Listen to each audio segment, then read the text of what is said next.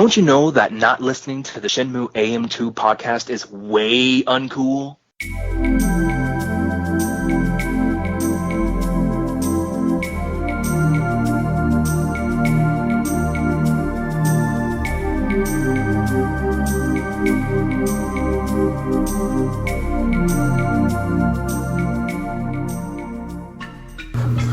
Welcome back to another episode of the Shenmue AM2 podcast. We're your hosts, Andrew. And Matt. And we are here with the Shenmue Animation first episode review. So, spoilers. If you do not want to hear spoilers, turn off now and go watch the episode. Mm-hmm. Why haven't you watched the episode if you're listening to this? Why do you do things backwards like that? What's wrong with you? Now, before we hop into the episode, we talked in one of our last episodes about a not so cool thing that happened to Matt. Matt had his bike stolen. Mm-hmm. Not cool. Bicycle thief, whoever did it. Now, I'm going to really exaggerate to make this sound awesome. We live in the second biggest country in the world, in Canada. Uh-huh. Canada's huge. And we live in the second biggest city in the entire country of Canada. The only bigger one being the Greater Toronto Area, the GTA as we call it. Mm-hmm. And I found Matt's bike. Thank you. I happened... Well, you're such a what do you call it? Not a yard sailor. Pawn shops. Is there a yard sailing for pawn shops? I don't know. I collect video games, and there's a couple pawn shops that I go to just because they have video games. And I walked in and I saw the bike, and I'm like, I'm pretty sure that's Matt's bike. So I scrambled to see where he had sent me the picture of it, just in case I'd ever seen it or saw it when I was out. And then I just took a picture of the bike and I sent it to Matt, and Matt's like, what the fuck? That's my bike. And I'm like, yeah, it is. So, yeah, it was awesome. What a lucky break. It was. Yes. How often do you go to that pawn shop? A couple times a week, maybe. Searching, just see what they have in for video games. But yeah, that's... I haven't been the person that found it. Well, yeah, out of all my friends, you're the one who goes to pawn shops the most, so makes sense it was you. There we go. And I'm glad that you go to pawn shops a lot. So, secondly, I was actually... So, in our last episodes, I had mentioned that I was no longer employed with my former employer. We parted ways, in air quotes. So, here in Canada, we have what's known as unemployment. So, if you lose your job... You know, you're not completely out of money and things like that. We take care of each other here in Canada. But I also kind of was getting a little bored, and I was looking for, something in my field, in the insurance industry. And I wasn't really having any luck, but I also am a huge fan of pizza. And I decided to apply. I saw an ad on Facebook for what I would consider to be one of our top pizzerias here in St. John, a place called Pomodori. It's upscale. And I got hired. And that's actually how I found... I stopped at the pawn shop on my way to work at the pizza place. But not too long ago, they reached out to a few of the employees, and they're looking at doing a social media campaign just about the employees and, why you like making pizza and all this stuff. And they sent out this survey that we had to complete, and one of them was, what's your favorite quote? And I was like, keep friends, those you love, close to you. And I want to see if we actually get it used in, our social media campaign for this pizza place. And I just snuck a So it didn't have to be pizza-related quote? No, it was just anything. My favorite pizza-related quote would be... Da-da-da pizza. No. No. Ninja Turtles. Wise man says, forgiveness is divine, but never pay full price for late pizza. That would have been a good one, too. That would have been great. All right, we're hopping into it. Shenmue The Animation, Episode 1, Thunderclap. We're gonna have to... Yeah, that was good. I wasn't expecting you to do that. So, the episode... Overall, I thought it was pretty good. You? Yeah, I liked seeing all the moments that were different from the game.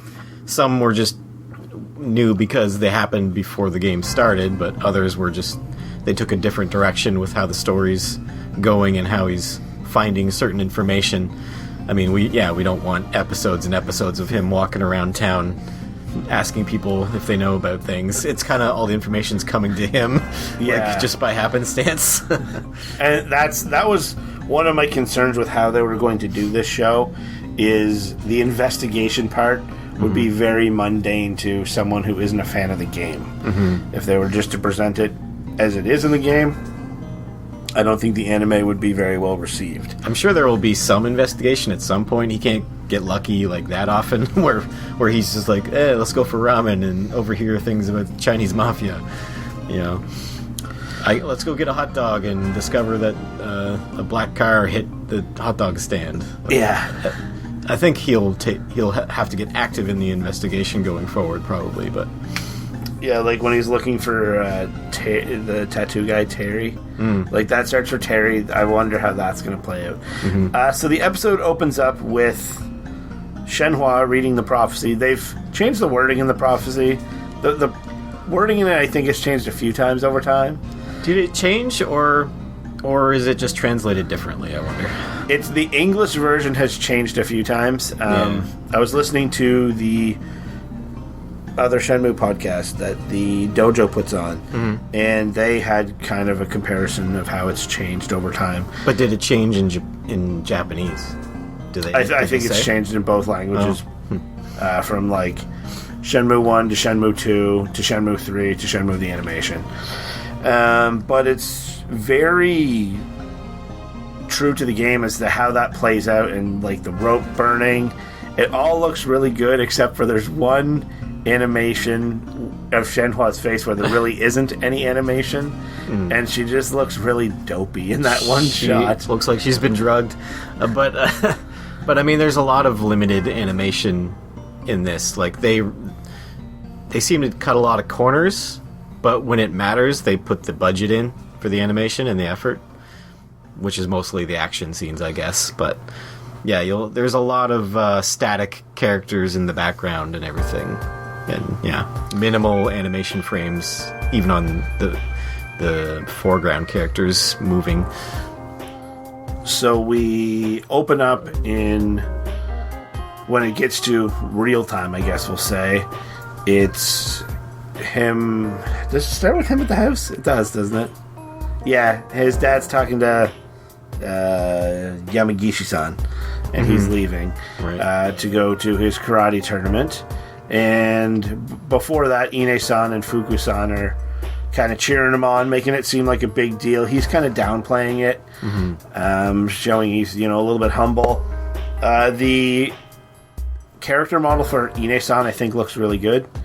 The Fuku-san, his face is off. He looks older. He doesn't look like... I find people's hair color is a little bit off, too. Like his and Nozomi's is also... They're both lighter than they are on the game. But whatever, it's fine. I find Fuku-san doesn't look like a comedic relief character anymore. Yeah, if somebody's coming into this new, you wouldn't know how goofy he's supposed to be, I guess. How much of a joke he is.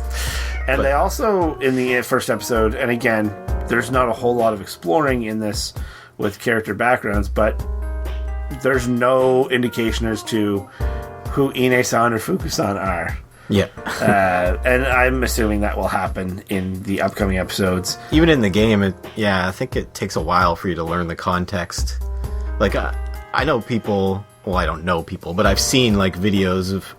Or listened to reviews or whatever of people who, like, beat the game and they just still assumed that Ine-san is his mom. Yeah. Like, you just have... There's just, like, a few... lines that you have to catch in order to know that it's not his mom. The one thing I did notice too is we'll get into that in a minute because I think it's a little further down the line.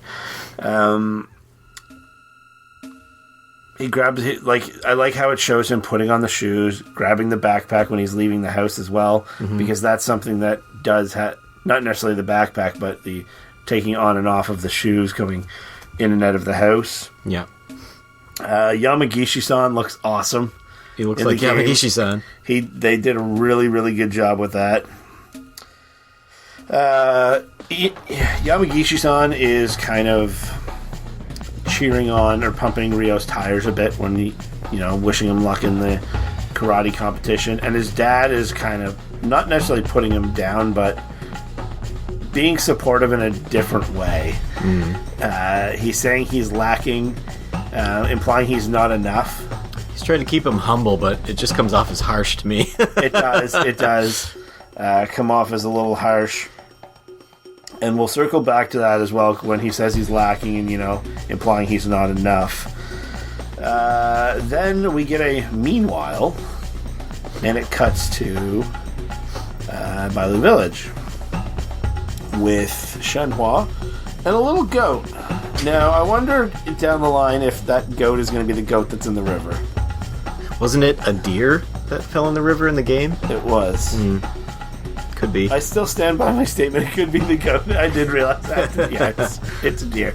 But I wonder, if it will be that down the road, just to kind of tie things up a little bit and show that time has passed too, because it's a little goat right now. Yeah. Not my favorite goat. Then she's kind of saying parts of the prophecy, and she's talking about the sun rising in the east, and then it immediately cuts back to Japan and someone hitting the floor in the karate competition. So is she going around all day long just mulling about the village, just mumbling about this prophecy? Is that what she's known for in the village? Who knows? She's just a crazy local girl. Prophecy lady. Where was it here?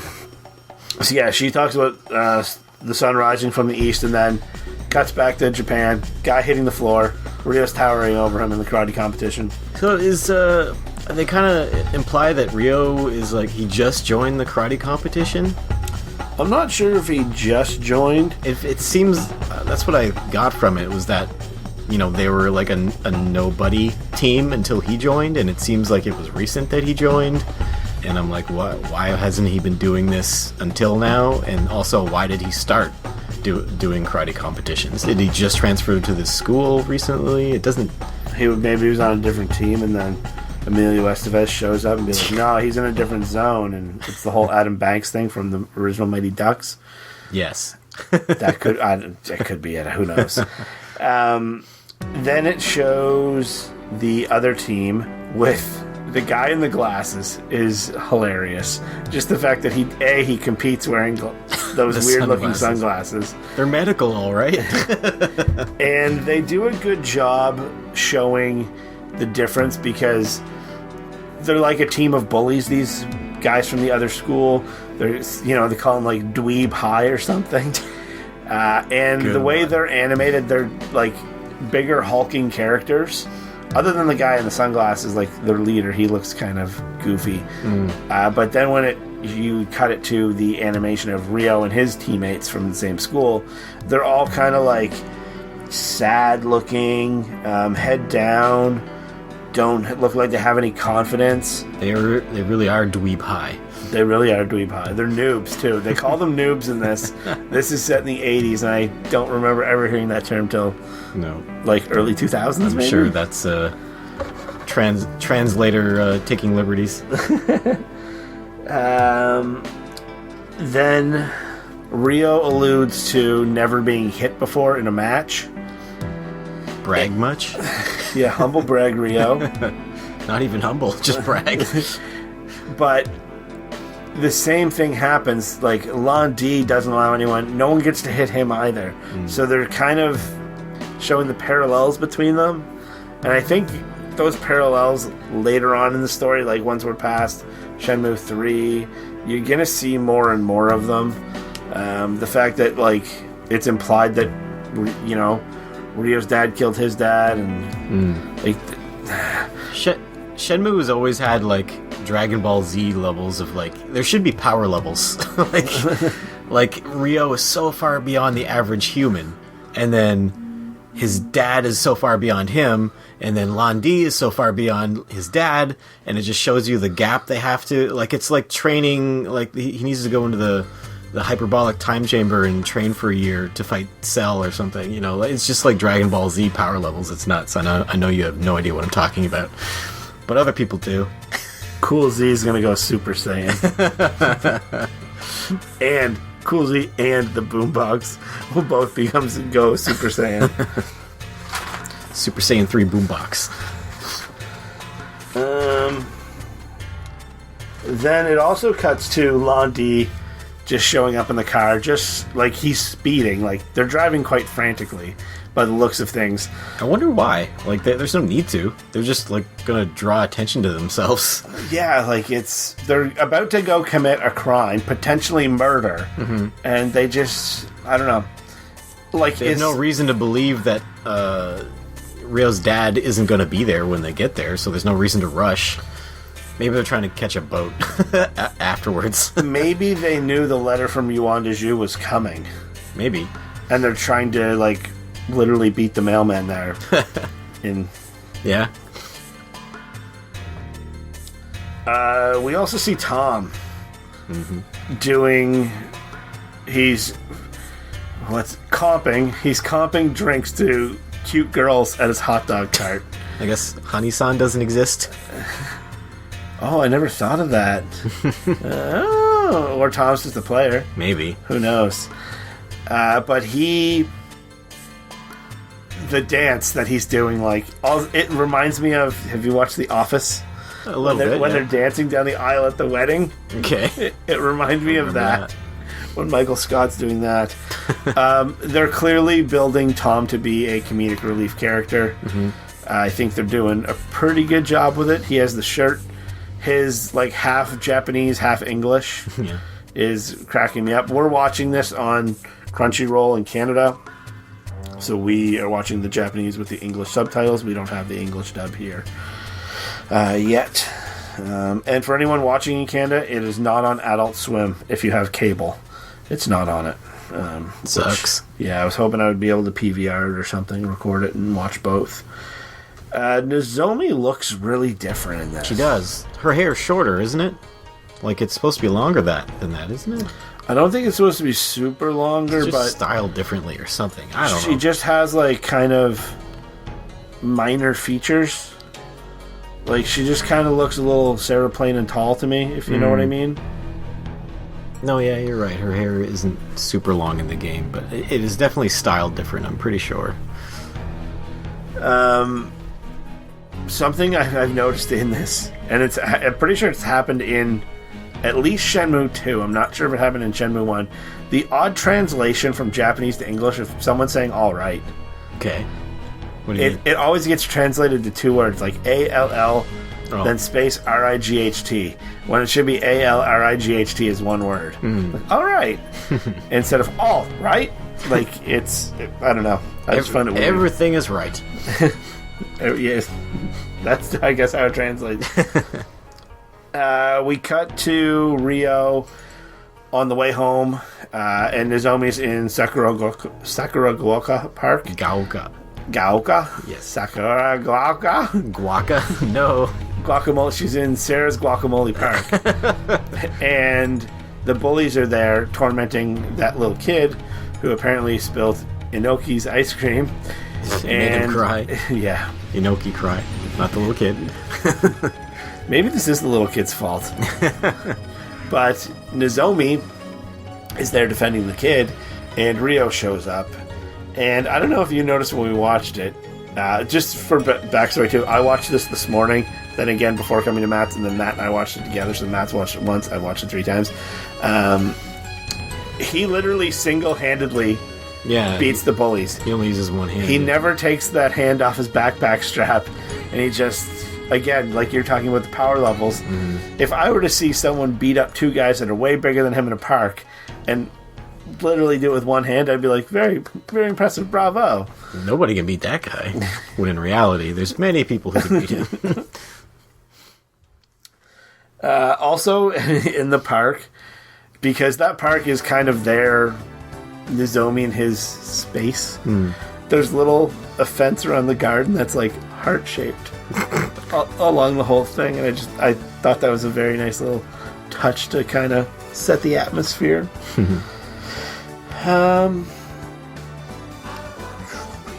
When Rio gets home and Londi's there, and like Matt brought up a great thing. Are they implying the car hit the sign outside the house? I never really thought about it. Like, how did the sign get broken? I assume it's the car, unless Londi was just walking by and he's like, fuck this sign, and he kicks it. I don't know. When they get in and they're talking, Lonti and Iwao are talking, and he hits Iwao, Rio has a choice to make, and I've never really thought about it till now. And maybe it's because they maybe played it a little bit better in the animation as opposed to the game. When he's like, "You bastard," and he just charges him. Rio had a choice to make there. What do you mean? His father just get beat handily, and he doesn't go to check on his dad. He just immediately tries to fight Londi. And I think that kind of disappoints his dad. You think? I think his dad would have rather have had him come check on him. But I never really thought of that before like that. Rio's a hothead. He does call him a bastard. Yeah. And I also never really thought about the two guys in the black suits guarding the door. They don't even stop Rio. They can't be bodyguards because they don't try to do any bodyguarding. They're just the doorman. It's his chauffeur and his backup chauffeur. Yeah. In case they need to drive for more than a day. Yeah. They can take turns. Yeah. The guy with the sunglasses clearly drives during the day. They're setting it up. There's a good backstory there. Do you think he should have taken those two guys out before attacking Londi, or is it better if he just straight up loses and doesn't get to hit anyone? I never thought of that either. It would have been nice to see him sucker punch one of them, then the other guy, just to show tries to grab him and misses. Yeah, and then Rio hits him with a punch to the gut or something, knocks him out of him, and then goes. It would be nice to again show those power levels that these are just two random goons that. For all we know, Rio could be well below the two random goons too. Yeah, exactly. It's there. He doesn't mention. Londi doesn't mention when he talks about Iwao killing his Sun Ming Zhao. He doesn't say that it happened in Moon Swoon in this game, in this the cartoon, the anime. Is that location ever mentioned again in any of the games? I think it might be in Shenmue 3 when you see the tree that has the spot on it, but I don't remember. I could be wrong. And where is that location? I assume China. Yeah, it would definitely be in China. So when they were originally back at Tom's hot dog cart, there's a calendar in the hot dog cart that says November. And when you start the game, it does start in November. It cuts to the police car outside the Hazuki residence, and when it shows them talking to the police inside, and then after the police have left, Ine-san and Fuku-san are kind of standing at that step where Rio puts on his shoes. It's now December. So it's said some days later in the anime when it's transitioning from one scene to another. But it could be a matter of 2 days. Yeah. It could be a matter of weeks. Yeah. They don't really elaborate on it. How many is some? There's a flashback when Rio's in the park and he sees the father pushing the kid on the swing. And Matt made a joke. He's like, oh. Well, he's like... I just said everybody's got a dad but me. It was a little on the nose. But he has a flashback there, so you don't get to see the household flashbacks yet. The cherry tree flashback, the dojo flashback, or the kitchen flashback. Maybe we won't. And that's, again, yeah, maybe we won't. Maybe all we're going to get is flashbacks of his dad abusing him emotionally. So, yeah, the flashback is kind of weird because it shows Rio getting knocked back on his Canadian term for it, arse. And he's saying, little Rio, Lil Dio, as we call him, is saying that he thinks whoever is stronger will always win. And his dad's kind of disappointed that he says this, don't you think? Seems like it. And in all the flashbacks, in all the interactions, it just seems like Rio was a disappointment. yeah, his dad doesn't seem to be very loving towards him, which is I get what it's supposed to be, but I don't know if it necessarily comes across that way in the games or in the anime necessarily. But in the flashback, he's kind of alluding to Rio lacking something. So it's not... And, that flashback, I'd probably say he's, 6 or 7 years old, maybe? 7 or 8? Yeah. In there. So it's something that's been happening throughout his entire life.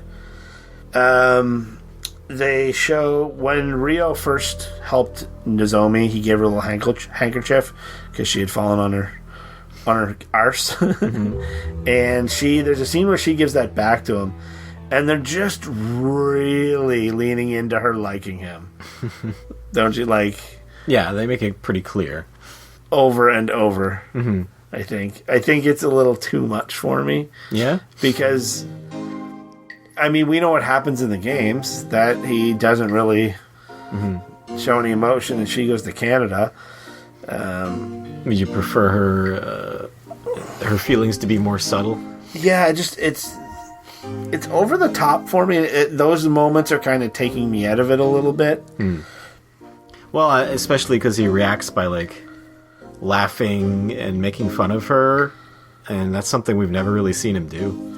Yeah, I think this is the first time he's ever laughed in a joking fashion throughout the entire series. Has there may be where someone has said something funny and he's like, but I don't remember anything. Him making a joke at someone's expense. Yeah, and it's her. The joke is that she's asked Tom to go to go to Tom's hot dogs, and then you hear her stomach rumble very loudly twice. He's like, maybe you're just one that wants a hot dog. Yeah, there was a lot. I know you didn't see most of those cutscenes, but in Shenmue 3, there's a lot of characterization of Rio finally, as a human person in his conversations with Shenhua. But again, I don't think he jokes with her any. He might. I've only seen each of those scenes once, but I know I was it stood out to me that he I never saw that side of Rio. I never saw him as a complete human until those scenes. So maybe he did make some jokes. I'm struggling to remember right now. But in the first game, in the second game at least, yeah, we never really saw anything like that, I don't think. Maybe when he's making fun of the little cat girl. So they go for a hot dog, but Tom's hot dog cart was struck by a black car. And, obviously put 2 and 2 together, it's Londi. So they can't have a hot dog, so they end up going to Ajiichi restaurant, and they have some ramen. And Rio's sitting at a table with, an attractive woman, I guess we'll say. And he's just having an inner monologue about Ine-san and Fuku-san. And then he sees his own reflection in the glass with the cut on his face. And he's just totally absent from what's happening there. And then they mention, it's something about the Chinese guy, or the guy in the green robe, and someone else sitting in an adjacent table. Mentions that he thinks he's Chinese, even the Chinese mafia. And, yeah. Yeah, so this is how he finds out, instead of looking for 3 blades info, I guess. Yeah, and they still kind of did relate it to the game and give you that little bit of fan service, because it does happen at the Ajiichi restaurant. So yeah, little things like that are, I think, what are going to make this really impressive. Are we going to see the patch guy? I used to be Chinese. What else do we have here? They also show Londi saying that there's another mirror to one of his goons, and he wants them to find it. And then we see Chai on the roof at the harbor. Chai's voice, again, this is in Japanese, when it's in the cackly, ha, I like the voice. When he's just delivering straight lines, it sounds really weird to me. In the games, Chai doesn't really have a normal voice. The whole thing is like the and it's not in this, and just really, really weird to me. I'm trying to remember what he sounds like in the Japanese version of the game. All I can picture in my head is the English one. You're not going to Hong Kong. Crumble, crumble, eat paper.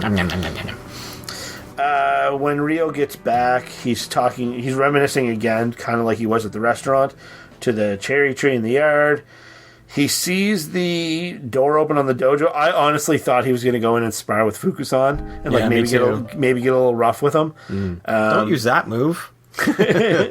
Hey, not fair. He goes in and he's attacked by Chai. And they have a little conversation. Chai beats him up. And then you get the moment where he has another inner monologue reminiscing about what his father's saying. And he just gets his father's advice all of a sudden. Gets up, defends all of Chai's attacks. And he throws a punch, and I think he intentionally misses. And Chai's like looking over his shoulder past the punch, and then Rio just gets him in the gut with the other hand. Yeah, maybe. So I think that was a cool fight. How he pulls a Fukusan out the door. Yeah, then he blasts him out the door. Fukusan and Ine-san come running, and what Rio says is that Chai left after he knew Fukusan was coming, and that really just cracked me up because. Blowing smoke up Fukusan's ass. It's just he's pumping his tires a bit and making Thank God you saved me, Fukusan. I don't know if he intended it that way. It just came off that way. Yeah, it just becomes a buddy cop adventure. The two of them out to solve Iwao's murder. So what did you think of this happening here so early? Him fighting Chai and beating Chai. Like in the game, the first time you fight Chai, you lose pretty much. You can beat him, but most people lose. So, what did you think of that choice? Like, now Chai is kind of a chump who maybe we don't have to worry about already. Well, yeah, because you have the fight at the arcade, and then you have the fight at the harbor, like the the final boss fight, I guess we'll say. Those they're going to have to change those to put some sort of new challenge on Rio to make them feel different or special if they happen. that's the thing is if they happen. I think the one at the port probably has to happen. But also we're getting that boat chapter, so we might not. We are getting that. That was confirmed. Well, there's was it in the trailer? I'm pretty sure parts of it were in the trailer. Okay. Yeah. So if we have them fight now, then the arcade, then the harbor, then the boat, that means they fought 4 times. And Rio handily beat him the first time. So in this, in the anime. So I don't know if they blew their wad on that too early. It's hard to see because this is set for 13 episodes. But they also want an action piece in the first episode, I'm sure, and to show Rio's skill. You just don't want him losing in the first episode. Yeah, you need some sort of hero. Well, I guess he did fight the school bullies, but yeah, I don't know. I guess they just wanted more action. And that's the thing. They're telling this in a different medium where it's a passive medium too, right? Like you're not actively doing this, you're watching it, it's being presented to you. So they do need to kind of pace it a little different. And that was one of my concerns when this first got announced is how is the pacing gonna work? But you see how they're doing it now with feeding the information instead of finding the information. Yeah. So we'll see how that goes. You get the prophecy again at the end. And I think that's pretty much it for the episode, isn't it? The letter arrives from Yuan Deju. Standard stuff.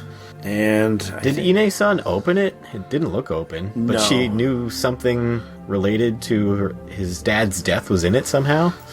Yeah. They've never really talked about that in the game either, have they? Is maybe he had alluded to Ine-san that he thought something was going to happen. And maybe she knows who that is. Who sent the letter? Maybe she's the Mad Angel. Maybe. But yeah, that's... She's Cool Z's mom. She's Cool Z's mom. this whole time. The funky rhythm. Yeah, no, the funky rhythm's Tom's song. What am I? Yeah. Hey, you. All right, so that's episode 1. I enjoyed it. I enjoyed it. We're going to try to do these every week, I think. Every episode, so you're going to get more podcast. And yeah. I wonder how soon we will know if it's like a popular show that might get a second season. It already has, I think 83 reviews on Crunchyroll. Is that good? Well, for something that's been out a matter of hours at this point in time. Oh, okay. I think that would be pretty good. And it was 4-point-something stars. So I'm going to write a review on it as well. Cool. That I enjoyed it. So yeah, if you can subscribe to Crunchyroll, if you're not in the United States, to, show and support this. Show your support for this, I should say. You can find us on our social medias. We're at Shenmue AM2 Podcast. At gmail.com, Shenmue AM2 Pod on Twitter, Facebook. We have a page and a group. We're on the Shenmue Dojo. There's a forum on there that we post in whenever we do new stuff. And yeah, that is it. We'd also like to thank our sponsor this week, Wu Shen Hall. Matt, do you like dragons? I do. Do you like wolves? Not as much. And do you like colors? I mean, you gotta have colors. Then come to Wu Shen Hall and get all your martial arts needs. Wu Shen Hall. We're going to try to beat you up. What the? I'm not going. Bye, everyone. Bye.